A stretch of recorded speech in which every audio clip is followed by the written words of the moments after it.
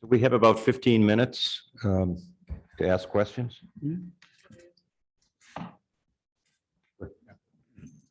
Yeah, thanks for that. That was very interesting. I'm Stephen Lewandowski, by the way, from the University of Bristol. Just hello there. So you know who you're talking to. I was actually wondering, since we do have time now, could you expand on that link between what you call the demise of science and the risk of that to democracy? Because I find that fascinating, and I was wondering if you could just comment on that. You're muted. You're muted. I hope my paper was distributed to the participants of the workshop. Yes. Yeah, so you find there the analysis more in detail. So very shortly, democracy as it developed in modernity is clearly based on the idea that through a deliberative consensus, we can find out what is the common good. And that we want to have the parliament as the institution in which people who are highly qualified, who are the best minds of the nation, come together to find out in a realm free of external pressure what is the best for the nation. Of course, this ideal never corresponded to reality, but at least it was an ideal to which you could appeal. And I discuss in my paper the famous book by Carl Schmitt, whom I had quoted at the beginning of my paper, Die geistesgeschichtliche Lage des heutigen Parlamentarismus. I obviously do not like Carl Schmitt, who became then the leading jurist of the Third Reich. But a lot of what he says in this book from the early 20s, at the beginning of the Weimar Republic, is completely reasonable. He says that, in fact, the overwhelming majority of people doesn't believe anymore that parliaments are there to find out what is the common good. They are the screen, the pure facade of activities that happen in the background, where people simply try to find compromises based on their own interest with no regard whatsoever for the common good.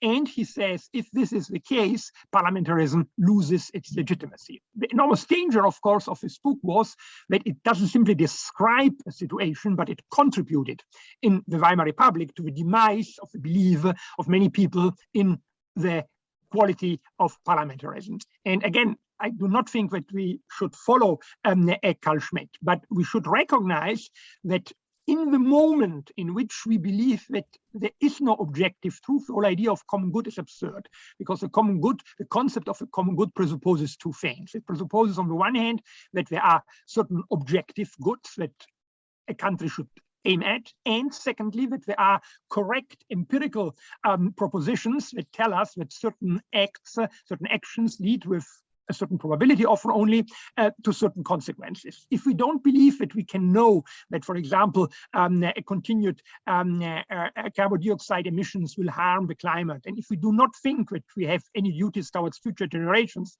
why should we care? So in the moment in which all this is denied, the whole functioning of democracy collapses. And when people become completely cynical with regard to the enterprise, and the craziest forms of conspiracy theories develop, which have a deep, deep root in anthropological structures, you want to somehow understand the world. You don't think that you can understand it in the usual scientific procedures with statistical methods, etc. And then there comes someone who tells you that there are the Freemasons or whatever in the background, George Soros and so on, being the great puppeteers and manipulating the elites to claim that there is climate change or whatever. Yeah. So these are the phenomena that almost inevitably step in. And what we are witnessing in the United States, since I've now lived here for 23 years, is that this country that was based on the beliefs of enlightenment is to a large amount moving in that direction. Of course, the country is enormously split, but we have an increase in both science denial and conspiracy theories that is threatening to the core democracy. Mm-hmm. Next question. Lee? Yeah. Hi, it's Lee McIntyre. How are you? Hi, are you? I'm glad to see you, Lee, since I quoted you with admiration. I noticed. Thank you very much. I wanted to ask a question. You talked a little bit about confirmation bias, and I wondered what you thought of the general question of whether cognitive bias in general just inevitably leads to a certain distance between humans and truth. I'm intrigued by this idea of some people say that, well, evolution should just pull us inevitably toward the truth.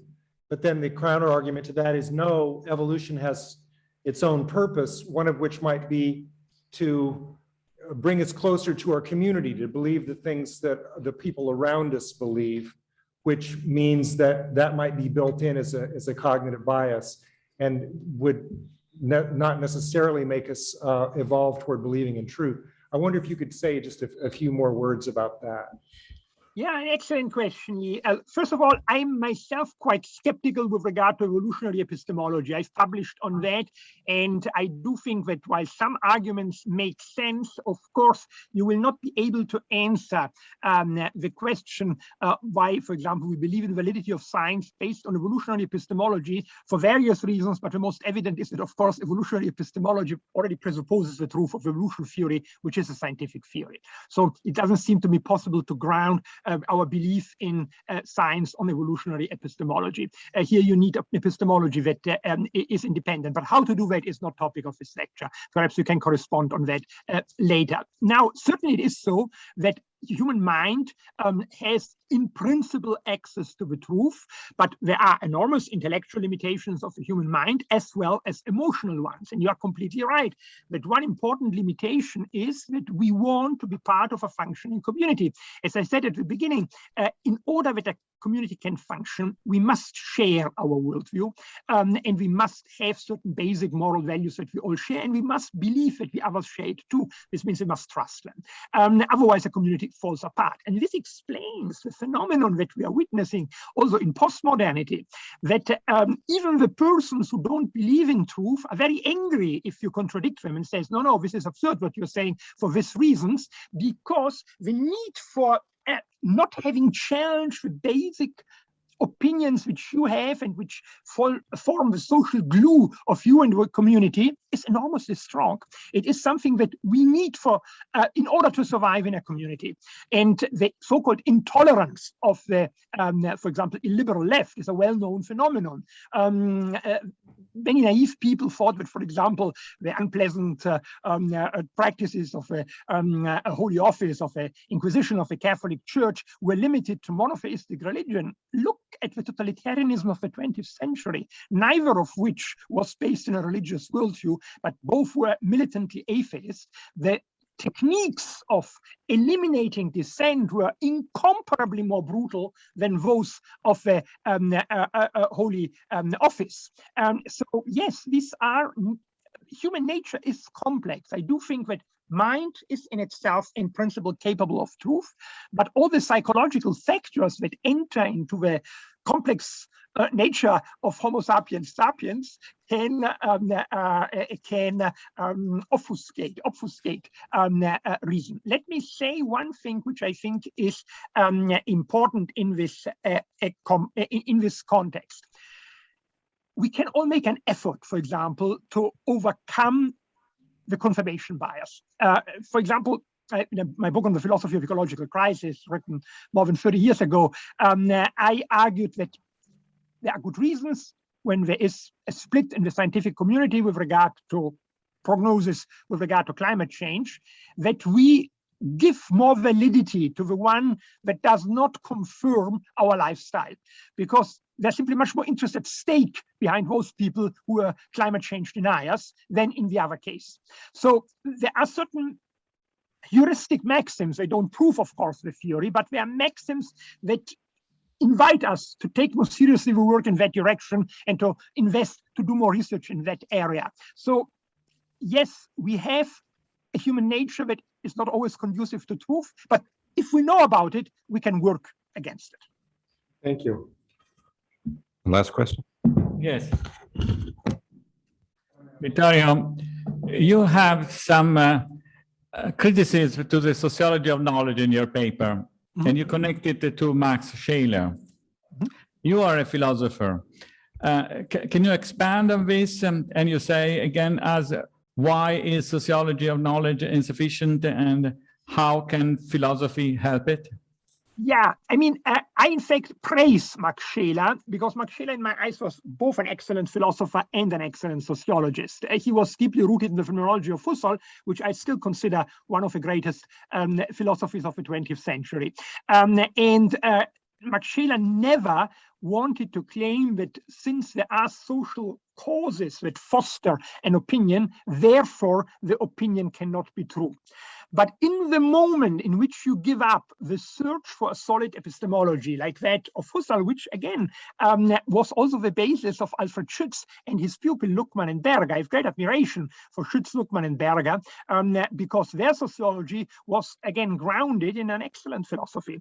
Then it is of course so that you will naturally be led to the fact to say, look, there is no truth, but the subsystem of knowledge or of that subfield science is nothing else than another actor in the power field, in the force field, in which various agents strive to struggle for power. And ultimately, that is what we have in the sociology of knowledge of Michel Foucault. Michel Foucault doesn't believe in truth, but he sees that epistemes, as he calls them, certain systems of beliefs, are connected with certain features of society, try to fulfill certain functions in it, and that is fundamentally the only way how you look at things. And so we get then, as the end result of this development, the science skeptic who instead of saying what are the arguments for the theory of climate change says, but who has an interest in claiming that there's a climate change? People who want to take us away our cars, and so on. And this is the ultimate result of giving up any idea of truth. At the end, you believe that there is only power and intelligent rats struggling to manipulate others to get more power for themselves. But there is no truth behind that. Okay, I'll be talking about the epistemic communitarism, and I'm waiting for your darts. For my darts? Yes, for Good. your arrows. Good, good, good. I will try to shoot over the Atlantic. Thank you very much. Excellent presentation.